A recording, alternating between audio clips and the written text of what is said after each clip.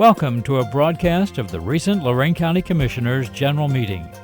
Unless otherwise announced, meetings are held Wednesday morning at the Administration Building, 226 Middle Avenue, 4th floor, downtown Elyria.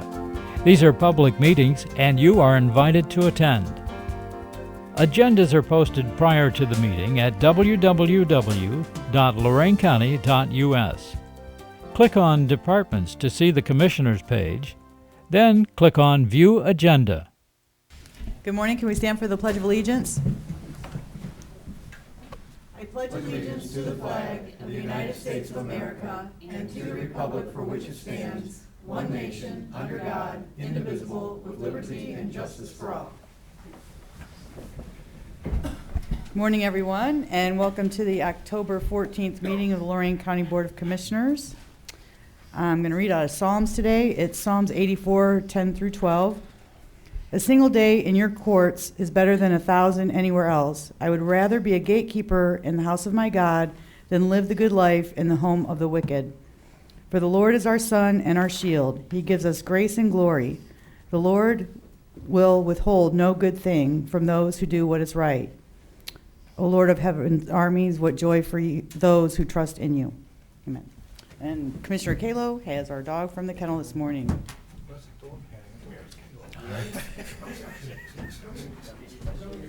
We had a lot of fun playing with this dog this morning. Aww. Uh-huh. You want the microphone, Ted? Yes, you know the rules. It's not even on either. I just want to play with the dog. That works. It's not on. Nope. Batteries are low, so you have to talk loud. I'm gonna steal yours. All right, come here. Come on, we gotta stand back here. We can't go up close. Hi there. You want to chew on that? Hi there. Yes, you're beautiful. Yes, you are. Yes, look at you. Our featured dog this week is a lab mix something, but she's absolutely adorable. She's about a year old. Perfect condition when she came in. She was found in Amherst, so I'm sure somebody's looking for her. We've got 31 dogs currently in the kennel, so please stop by. You're slobbering all over my suit. It just came from the dry cleaner. Okay. But, I mean, she's absolutely adorable, looking for a good home. Here, turn around, take a picture, okay? There you go. Got that, Whitney? Oh, there you go. There you go. Awesome.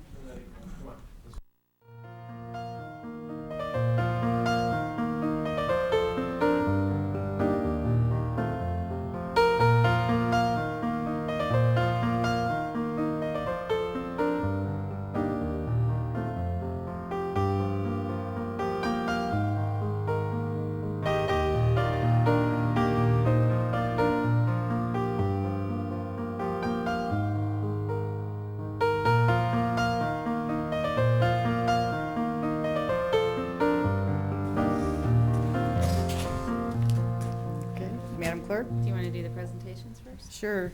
Solid waste. We have a marketing grant presentation.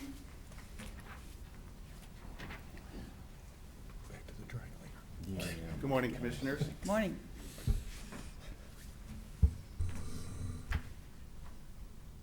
Do you have a button? Oh, you have a presentation? Yeah. Yes.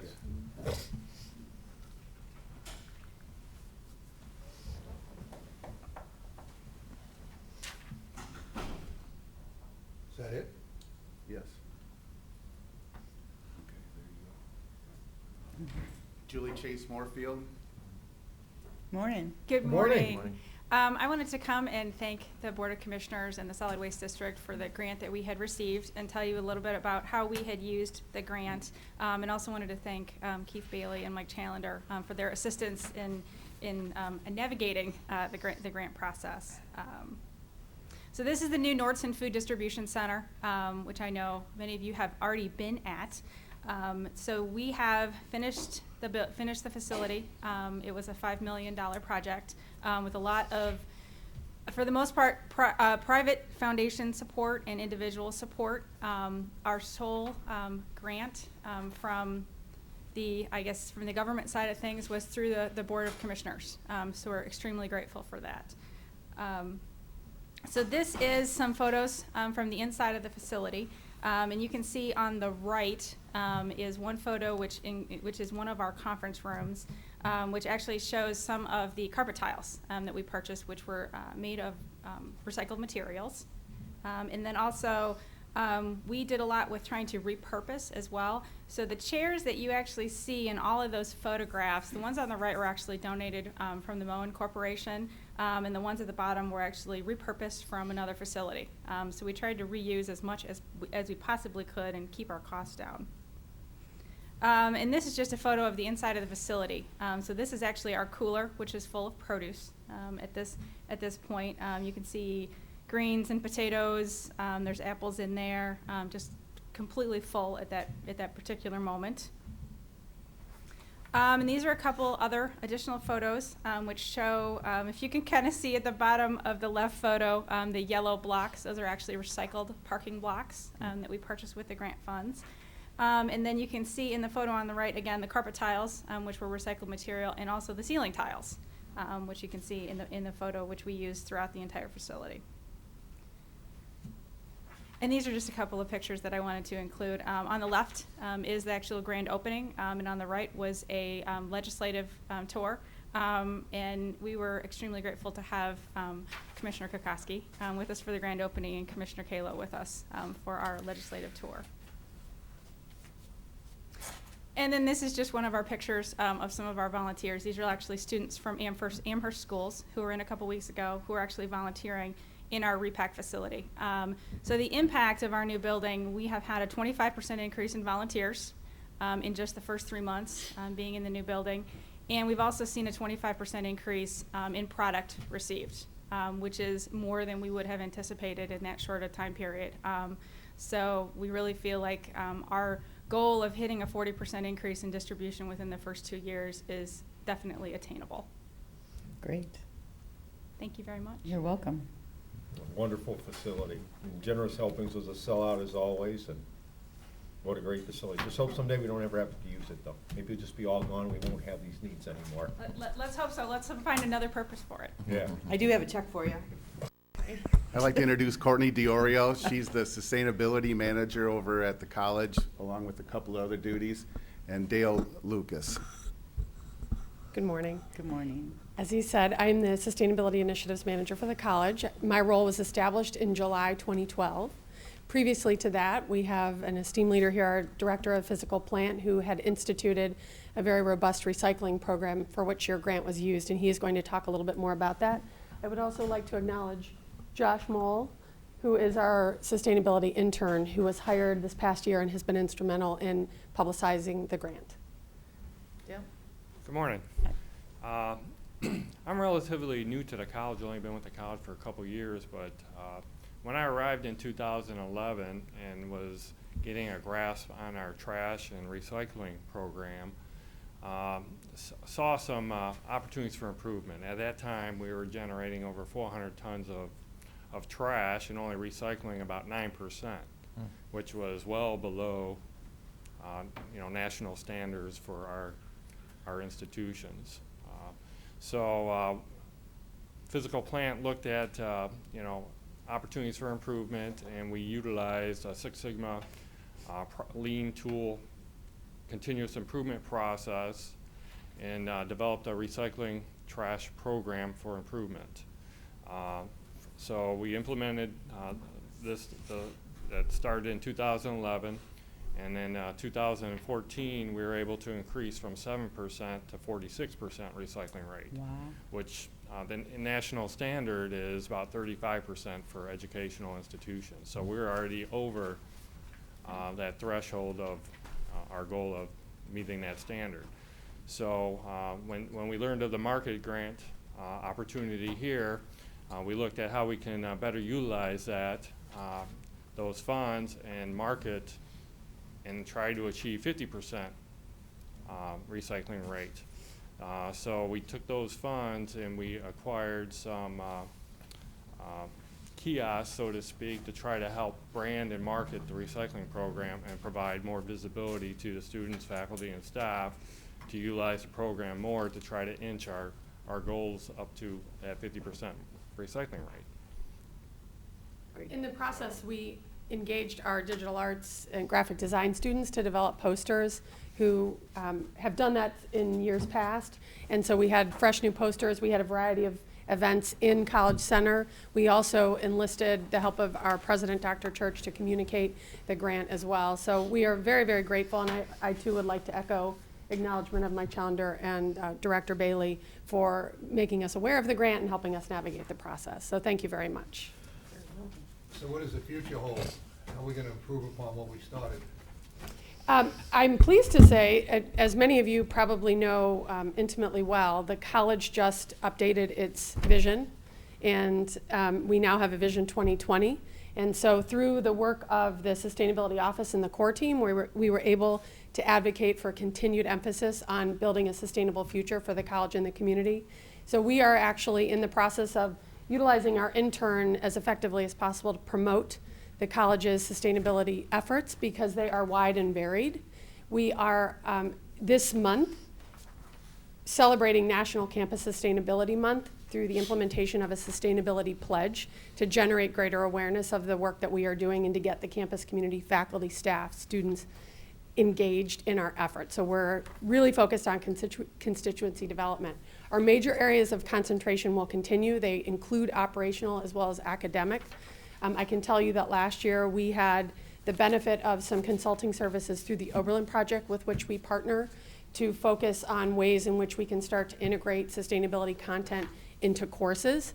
And that will be a slow and important, or I should say deliberate and important effort over the coming years as the college continues to support its completion agenda. And we all know in this global environment that we need students that really understand sustainability. So there are lots of opportunities, Commissioner. I appreciate their Administrator. Administrative. You're gonna get me in That's, I trouble here. apologize. It's my first time here. I apologize. I know exactly who you are. So we are going to be, as a part of the refresh of our vision, refreshing our sustainability plans and can offer specifics to you in the coming months. Well, I have a question then, if I can address that. Yesterday, we had a Solid Waste Policy Committee meeting. Keith, if you'll listen. Yes, sir. And we talked about, we've got Oberlin already as a zero waste community. If there's any possibility that the college, I mean, there's 16,000 students out there, 15,000 students, if we could use that as a pilot with our community college, because we're looking to expand upon with just having passed our plan, if that could be worked into what we're doing, a zero Yes, waste college. we could possibly work on a zero waste plan if the college is interested. We've Right. done that with a couple other private entities, with public entities, and we did it with Oberlin, the city of, and working with Oberlin College, that maybe we could use the community college as a test or a new, because they're happy with what we've done statewide already, and Oh, it's been yeah. presented nationally, what we've done with Oberlin. Maybe the college would be another place to start a zero waste, because it's Yes. contained. Yes. We'll make them the offer and see where we go. We'll meet with them and talk with them and see where we can go. Well, You it have all a comment? starts with the dialogue. That's right. Well, yeah, that's the ultimate goal, would be zero waste from a sustainability point of view. So we'd most likely entertain that idea and look at it and see how it best fits into our processes. And, you know, our goal is continuous improvement. you Well, know, actually, it so came up, we it's- just passed our 5-year waste plan, the EPA just approved, and we had comments that they really liked with our zero waste with the city of Oberlin. It's a little bit different out in Oberlin, and their garbage trucks burned up, so it was easy to start new ones and have it to be sustainable. But if we could do it with the college, might be a nice place to. Yes, sir. Work on that. All right? Thank you. I have a check for you also. And just put the check on it. No.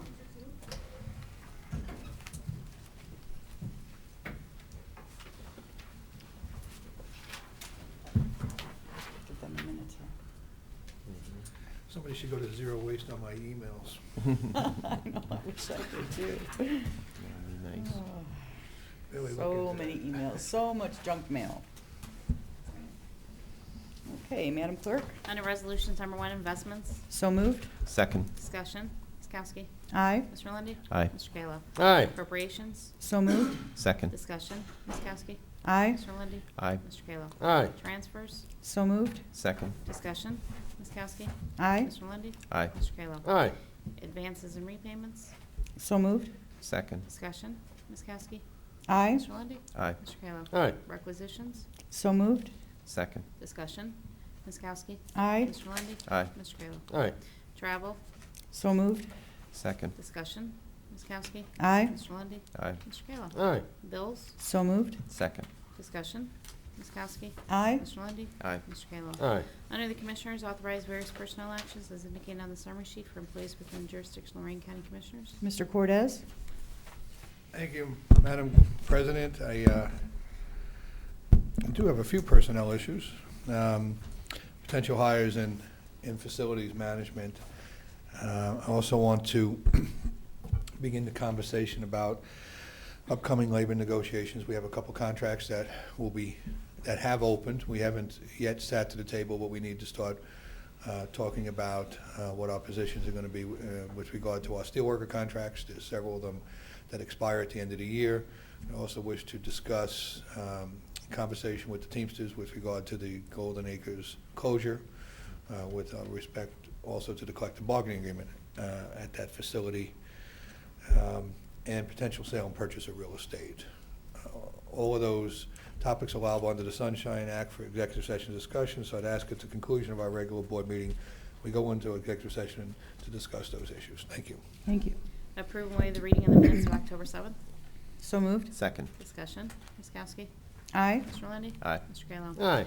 Notify Lorain County Safe Harbor, Inc., DBA Genesis House, a shelter for victim of domestic violence. They are eligible for release of funds in the estimated amount of $85,000 collected as part of marriage license fees and annulments, divorces or dissolutions, and the fees are pursuant to Ohio Revised Code Section 2303.201 and 311.3.33339. So moved. Second. Discussion. Ms. Kowski? Aye. Mr. Lundey? Aye. Mr. Kayla? Aye. Under Community Development, award contract to JD Indoor Comfort, Sheffield Village, in the amount of $4,235, which includes a contingency for any unforeseen change orders for Matthew Noble at 324 South Pleasant Street, Overland, to receive a grant for the furnace and water heater replacement and will be paid by the CHIP Program Year 14 home repair account. So moved. Second. Discussion. Ms. Kowski? Aye. Mr. Lundey? Aye. Mr. Kayla? Aye. Award contract to Burnett's Septic Service, Inc., LaGrange, in the amount of $12,461.99, which includes a contingency for any unforeseen change orders for Thomas and Valerie Rose at 819 South Lake Street, Amherst, to receive a grant for septic tank replacement to be paid from the CHIP Program Year 14 home repair account. So moved. Second. Discussion. Ms. Kowski? Aye. Mr. Lundey? Aye. Mr. Kayla? Aye. Under Job and Family, approve and enter into various lease agreements effective July 1st, 2015 through June 30th, 2016 for space at 42485 North Ridge Road, Elyria, with cost based on square footage as determined by Maximus. Job and Family Services, 49,950 square feet for a total amount of $138,361.56 with monthly payment of $11,530.13. And child support, 16,375 square feet for a total amount of $45,768.12 with monthly payment of $3,814.01. Mr. Cortez, any chance that the Job and Family or the child supports are going to be able to utilize a space that the veterans will be moving out of shortly? Well, let me give you one of my standard no-answer answers, yes or no. I'm not really clear yet on what we'll do with the space. I know it's been a little cramped with all the partners in the old one-stop system now, which is Ohio Means Jobs. So the space can be used, but I'm not yet certain, nor do I have a clear line of sight of what workforce development's going to look like over the next year, and how we're going to function, and whether we'll be combining with the Workforce Institute and the WDA. The WIB board's going to have more oversight than they've had in the past. I have discussed with the WIB board at the last meeting that there will more than likely, we will do a contract with the WIB board to continue functioning pretty much as we are now until we get better guidance from the state. So it's really a hard question for me to ask. I don't think Department of Job and Family Services needs some additional space right now, but workforce development itself could. But we'll have to wait a few months to see how that works out. Remembering that space, we were paying for that space anyway, because the county is required to house the veteran services. So there's really no issue of loss down there, because we were paying our portion of the debt service under the contract on that. Well, it's only 1,200 square feet anyway. At the average cost of $275 a square foot, it's $3,000. It's, It's minimal dollars. these days I'm counting I understand that without a doubt, but the, it's, as I think I told you, forget about the bottom of the barrel, we're looking scraping under the underneath it. barrel. Yeah, we're looking underneath it, I know. So I'm concerned with that, but I think we'll be able to know more by the beginning of the year. I'm not gonna look to let anybody homestead in that space until we have an idea of what the best use is, because you know what happens with space. So moved. Second. Any further discussion? Ms. Kowski? Aye. Mr. Lundey? Aye. Mr. Kayla? Aye. Authorized purchase service agreement with Shred It USA LLC to provide on-site shredding services in the amount not to exceed $149.50 per week, plus fixed service charge of $3.50 per week, effective November 1st, 2015 through October 31st, 2020, and authorized director to execute amendment for changes in program content and increased value on behalf of the board with prosecutors approval as to form. So moved. Second. Discussion. Commissioner, Yes. Good. Okay, at our policy committee, again yesterday, we received a grant for $130,000 to purchase a shredding truck. Let me go on to that, what you said, okay, if that's okay? Go ahead. Well, you got the shredder truck, and you're wondering whether we can use the shredder truck for job and family Well, services. that's where I'm going to, correct, because it's gonna cost us a couple $100,000. We got a $130,000 grant for it, we're going out for it. Do we need a contract through 2020, or can we do intergovernment services? Are you taking care of it, Commissioner? Okay. The contract is cancelable. Thank you. It's That was not- my next question, 30 days. I want to thank Job and Family Service. I worked with them yesterday on this, and we got a few things changed. They already had worked the contract really hard, and I had some problem with fuel fees and things like that, and they worked on it again and made sure that we have the ability to cancel the contract should we be able to provide these services with the new truck. I did have them also speak with Mr. Bailey, who indicated to them that we weren't prepared yet, but may be prepared sometime next year. So we've aligned those things to be successful if we want to provide those services. Thank you. Could have saved you a whole lot of trouble. He's been gone, but he stays on top of things, doesn't he? Hey, they have email and. Yeah, I know. It's Never offline. Right. It's gonna be exciting to have the truck next year. I don't know if you've really made much of an announcement about getting the truck, but. We just discussed it yesterday about going out for it, and hopefully the first of the year, so no, we haven't done any formal announcement, but we do have a shred day, November 7th, while we're talking about shredding at our facility. Come on, Keith, so we can talk about that, because that's always a packed house. And also the canned food drive we'll put into our cab trucks also. Yes, on November 7th, we have another shred day. It'll be our fall shred day event out the center from 9 till noon. We hire the trucking company, now it's Business Records Management. They've changed names 3 times on me, so I have trouble keeping up. Who is providing that service? Of course, we're paying them to do this. And we also have fill a cab for the Second Harvest Food Bank. So bring your food items, come out and shred, and we'll service as many people as we can in those 3 hours, all right? It's for residential use only. Residential. 5 bags or 5 cardboard boxes. That's correct. Don't even have to get out of your car, just pull up and go through the parking lot and. Bring a driver's license. You have to prove you're a Lorain County resident. Yeah, Matt is Walters, who does our check-in, is very good at that. Okay. It's amazing to see how many people show up for that. It's really cool. Ms. Kowski? Aye. Mr. Lundey? Aye. Mr. Kayla? Aye. Under Workforce Development, approve and enter a lease agreement with WDA for 19,890 square feet of finished office space at 42495 North Beach Road, Elyria, effective July 1st, 2015 through June 30th, 2016. Total rent is $40,140.96, payable monthly at $3,345.08. So moved. Second. Discussion. Ms. Kowski? Aye. Mr. Lundey? Aye. Mr. Kayla? Aye.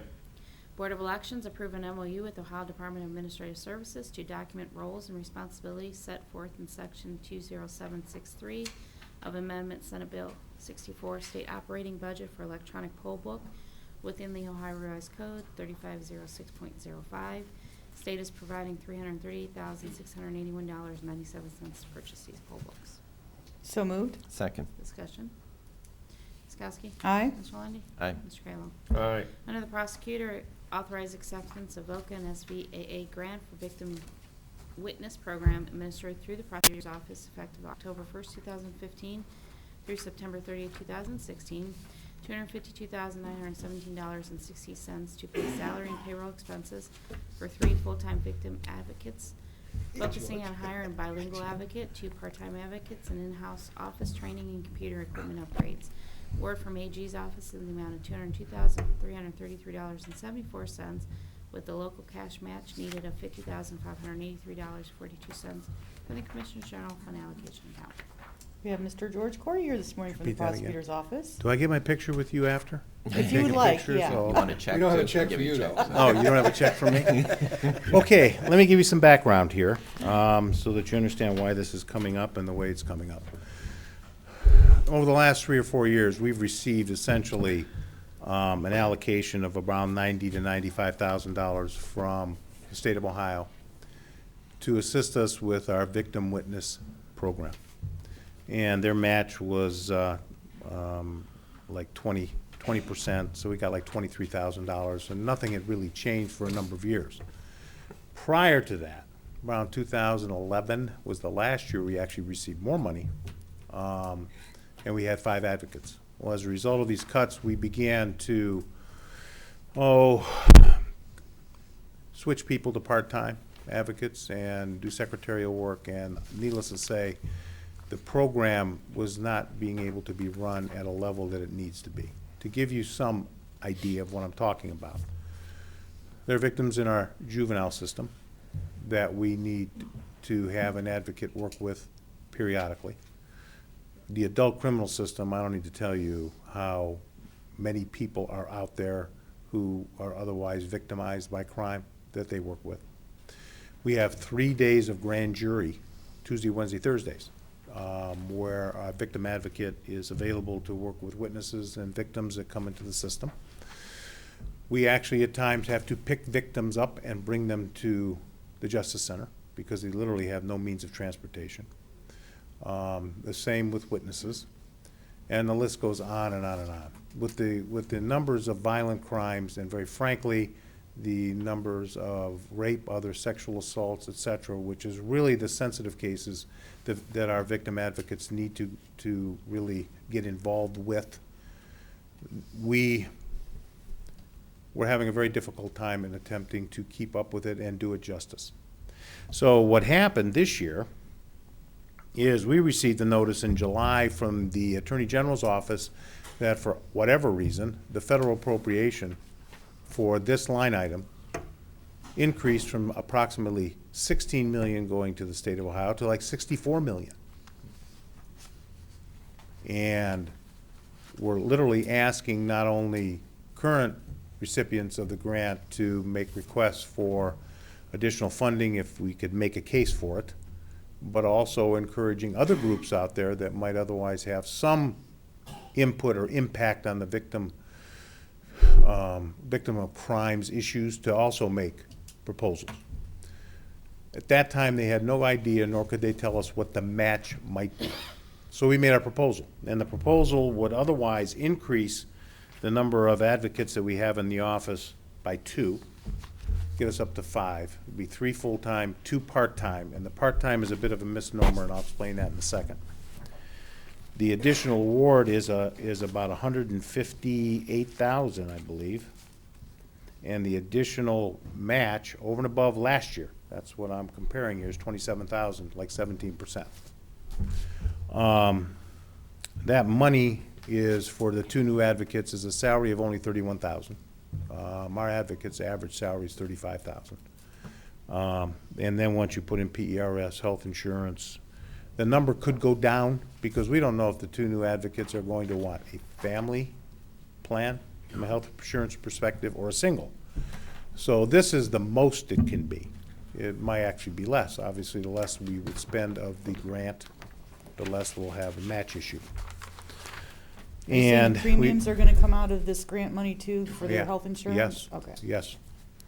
It does for the whole department. Obviously, you're matching that. So if you look at that total of $250,000, part of that is a health insurance component, and so that gets paid into the account. Okay. In addition, we also received as part of the grant some money for some technology upgrades. computers, software, printer. And we also received money, which we, to the extent that we would use it, I can't tell you, and that's for training. $10,000. I doubt very seriously if we'll spend all that. The two new advocates, we are, one, we're going to be looking for a person who has bilingual characteristics. We only have 3 people in our office now who have that capability, and we'd like to have an advocate to have it. So that's kind of it in a nutshell. Now the program year begins October 1st. We received notice October 7th. Since you were so involved with the state, that's a surprise, right? Not a surprise. Well, in their defense, since they increased this, I mean, I can only imagine how many requests they're getting, even from groups who have never made a request for funding through this program.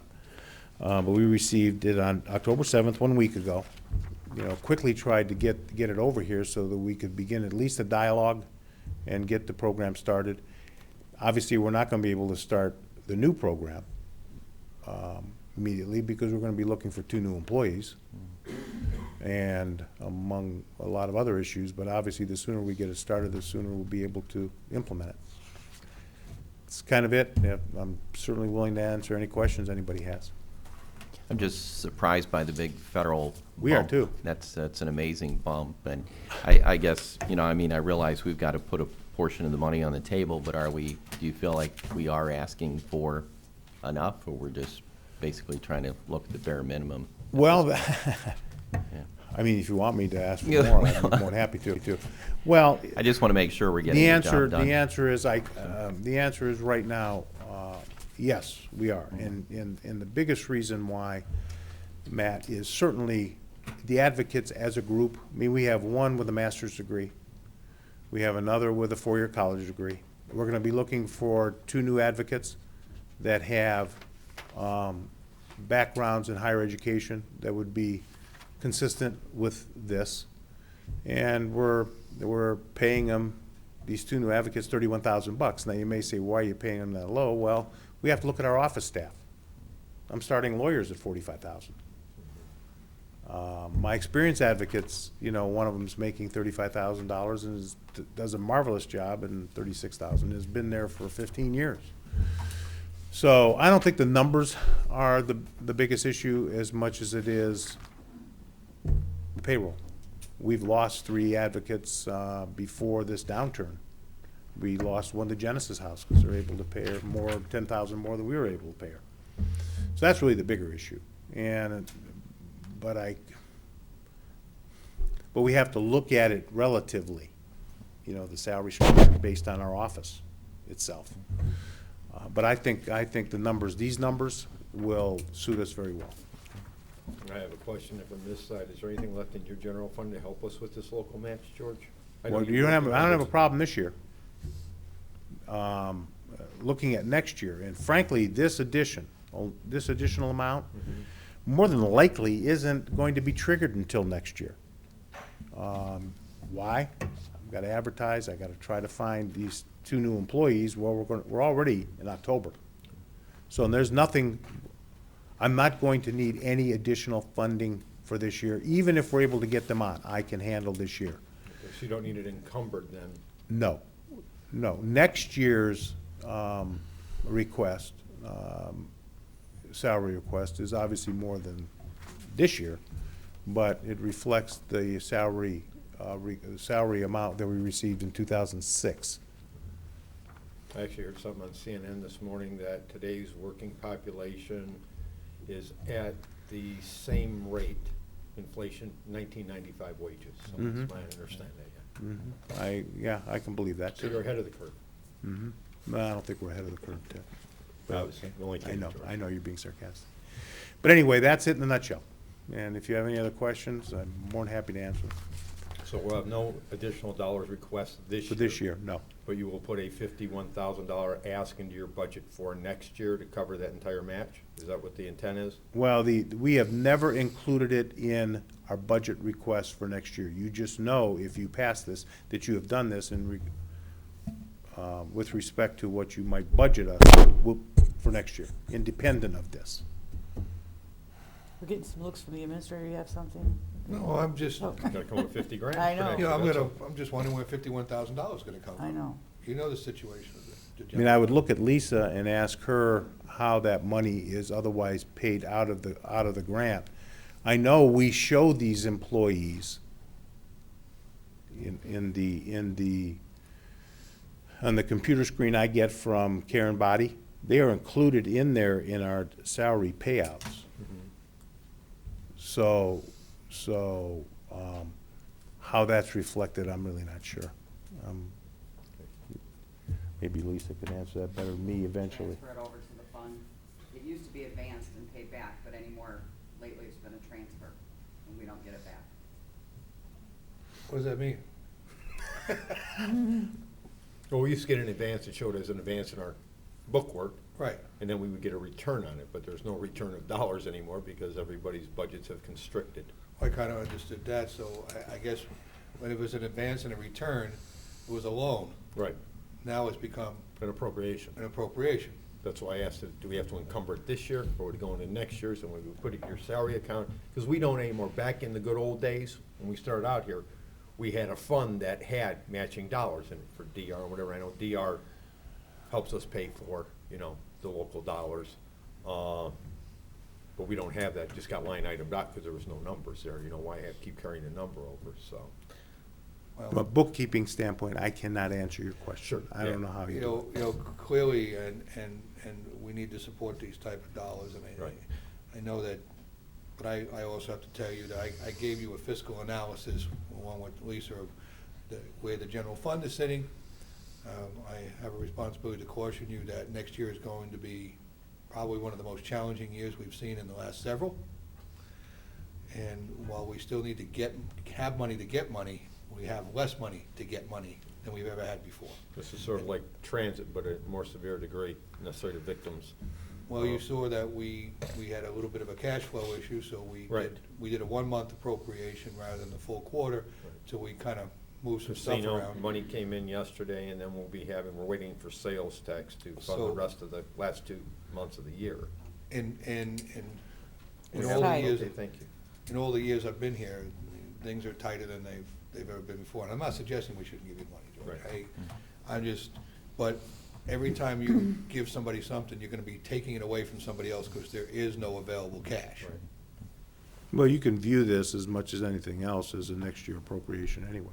That's why I was asking. And did that take it be into, encumbered this take it year or into next account. year? Because there's no way these employees are gonna be hired. Oh, no, We haven't started the process of looking. Right. Well, next year's gonna be our issue, is what we're saying. Right. It's gonna be very There's tight a next year. potential for budget cuts next year, George. I just wanna let you know now. It's, We're looking at it. if a couple one-time things occur that we've looked at, it may provide some relief through 16. We were hoping for that money from the property sale in 58 Right. that has not concluded. That was a $1.2 million shot in the arm we were counting on that didn't materialize. And there's a few other things we're hoping materialize, but if they don't, it's not gonna be a very pleasant Christmas when people get their appropriations for 2016. We're working on them as we speak, and they're meeting next week, hopefully, on the expected revenue. Correct, Lisa? Yeah, there's something the general public needs to understand. The public tells us all the time, we want you to bring in grant money, go out and get grant money. Well, the challenge there is you always have to put something on the table, and this is a conversation I used to have in Columbus all the time, that we need to lower these thresholds on what the local participation needs to be, because the locals don't have the money that they used to have before.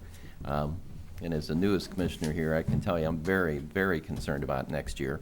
But, I used to tell people that, in government, everybody wants to talk about cut this and cut that, but we have opportunities to actually grow your money.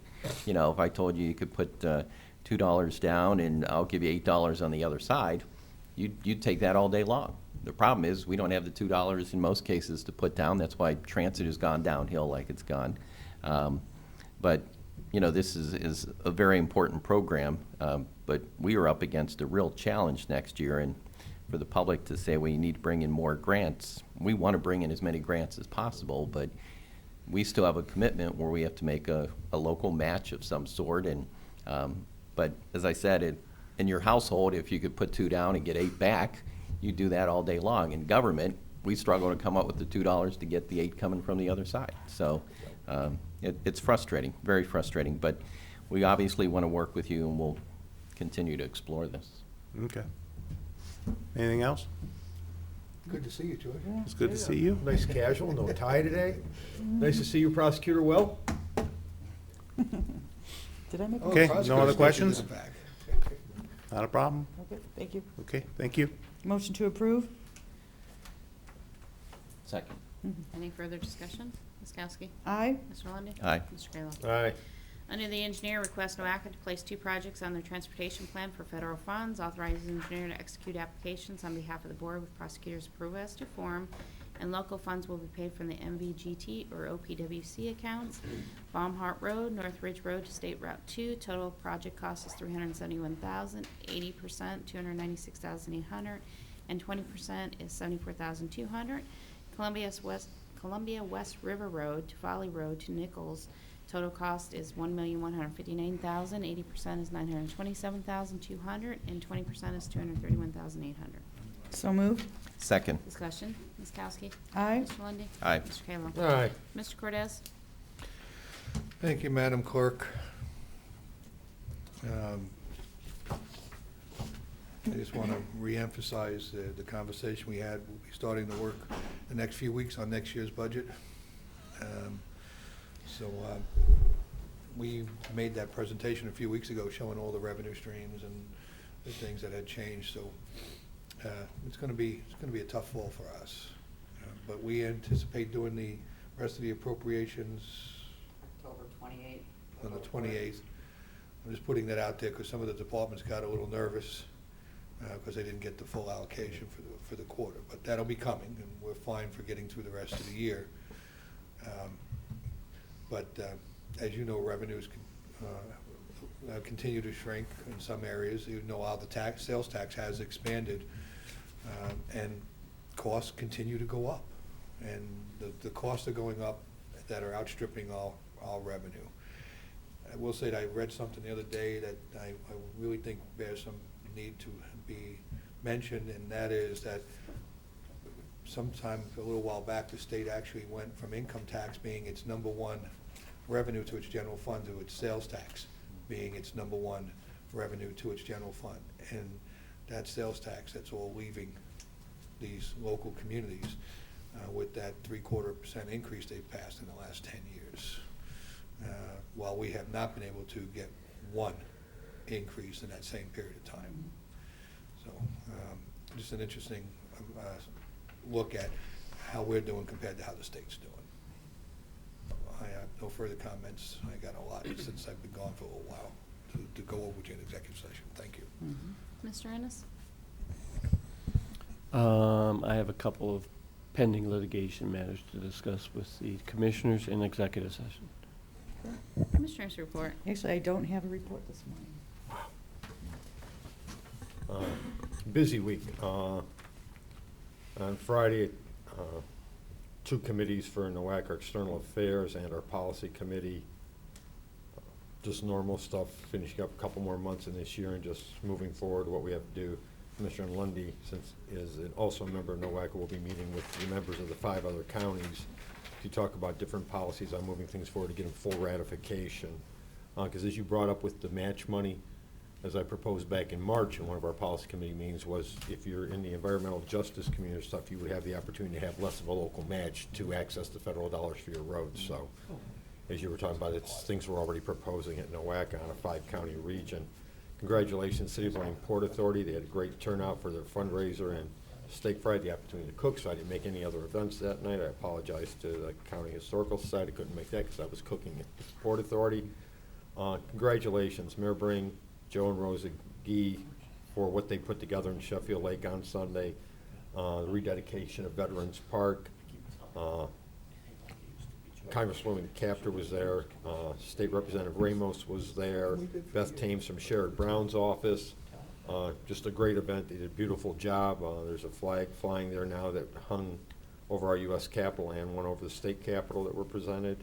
Solid Waste Policy Committee met on Tuesday. Again, our plan was approved, our 5-year plan. We're moving forward as discussion was early, but I want to say congratulations Last week, Community College had their Scholars event, and Lorain County Solid Waste District and Board of Lorain County Commissioners have a new scholarship for those interested in preservation of our environment. It's called Lorain County Be Green Scholarship, and it's available to Lorain County Community College students, partnership students, and high school students who are currently enrolled in either the college or the partnership.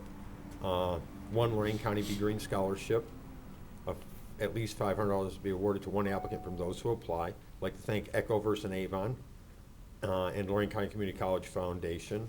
Ecoverse is coming up with the first $3,500 for the immediate scholarship use, while the Solid Waste Management District is putting $25,000 that will grow through an endowment.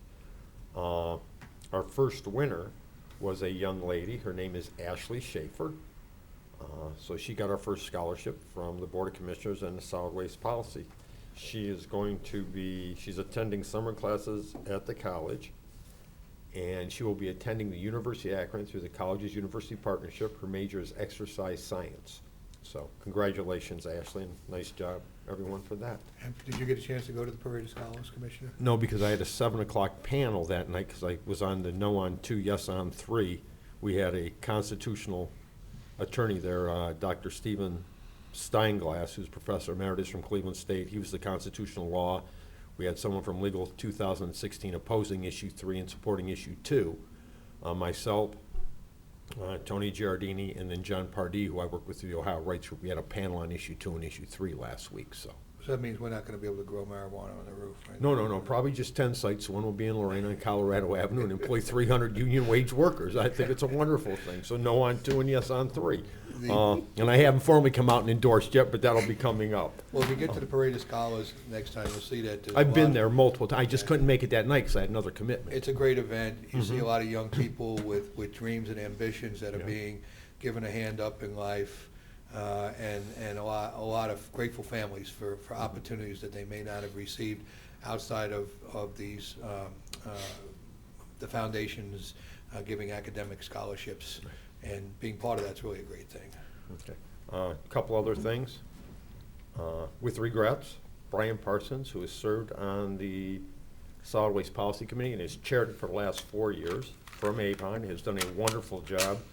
Great comments yesterday from where we started at in 05, my first year on the board, to today, what we've done with the CART program and the EPA, applauding what we've done instead of sticking it to us every year. Keith's leadership, fine job, and his entire staff. Brian is stepping down from the committee. So we are looking for, and it's going to be posted on our website, we're looking for another community member to be appointed, so all the mayors will be notified. Normally comes out of a city where a mayor appoints, sends to our committee, we review, and then accept. Is that the mayor's appointment? Is it the mayor's?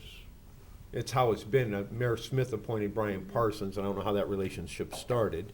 But I'm sure there's many members of the community who might be interested in that, especially in regards to what we're doing in regards to recycling. But Brian's done a heck of a job serving as the chair of that committee, and hate to see him go, but his life has moved on. He's extremely busy traveling with work and everything, so great job. And then this morning, Lorain County Chamber of Commerce, we held our quarterly board meeting. It was a full house. Normally we get about 2/3, but everybody was there, not enough room and tables and chairs, but we made it work, and Tony Gallo gave a great report, everything that's happening, the expo, business expo coming up. You have 86 now vendors. Tom's Country Place is going to be packed. Talked about Manufacturing Month. We thanked Roy Church because he serves on the board for all his time, because Roy Church has announced he's leaving the college in June of next year. So it was a busy week. End of my report. I think something else. Well, I'm always glad to see us working in partnership with Lorain County Community College. I know that it changed my life. I tell people quite often I don't think I'd be sitting here today with a college degree if I hadn't been able to start through Lorain County Community College. And with that said, obviously we were all saddened to see the retirement announcement by Dr. Church, and I used to always joke around with him when I was working in Columbus, saying that the day that he tried to leave LCC, we'd have the highway patrol block all the roads on the way out and wouldn't let him leave. But that day is coming up soon, and obviously the visionary that he is that he is, and the great leadership he's provided has impacted this county greatly and changed a lot of lives, and has provided us with a better skilled workforce and a lot of new lives for a lot of people who wanted to change their lives around and improve their professions and improve their lives for their families. So I can't thank Dr. Church enough for his commitment to LCC, and I'm sure we'll be doing some formal things here in the months ahead. The Lorain County Historical Society held a very nice event on Saturday at Jack Mattia. They do their yearly barbecue, a great event, and for my colleagues, I want you to know that many folks there were expressing great appreciation to the commissioners and working in partnership with the judges and in preserving and saving the courthouse. That's very important to the Historical Society advocates in our county. They're very appreciative of the efforts being made there, and we'll continue to work together to move that project forward. Had the opportunity also to attend the Sheffield Lake Veterans Memorial. Rosa Gee and Joe Gee and Don Addy, Sam Felton, Mayor Bring, just the whole group over there did amazing work to make that all possible. Lorain County Township Association's meeting this week in Brighton Township, and that is my report. Thank you. Today at 2 o'clock, we're going to have a Records Commission meeting and then board correspondence. I move the reading be waived. Second. Discussion. Ms. Kowski? Aye. Mr. Lundey? Aye. Mr. Kayla? Aye. Public comment. Anybody wishing to address the board? Hey, David, it's good to see you. I know. Seeing none, I move that we Yeah, go that into comes executive good. session as outlined by the administrator, and did Jerry Yeah. have something too? And the assistant county prosecutor. I need a second. Second. Thank you. Ms. Kowski? Aye. Mr. Lundey? Aye. Mr. Kayla? Aye. This has been a broadcast of the recent Lorain County Commissioners' General Meeting. Unless otherwise announced, meetings are held Wednesday morning at 9:30 at the Administration Building, 226 Middle Avenue, 4th floor, downtown Elyria. These are public meetings, and you are invited to attend. Agendas are posted prior to the meeting at www.loraincounty.us. Click on Departments to see the Commissioners page, then click on View Agenda for a printable copy of the agenda.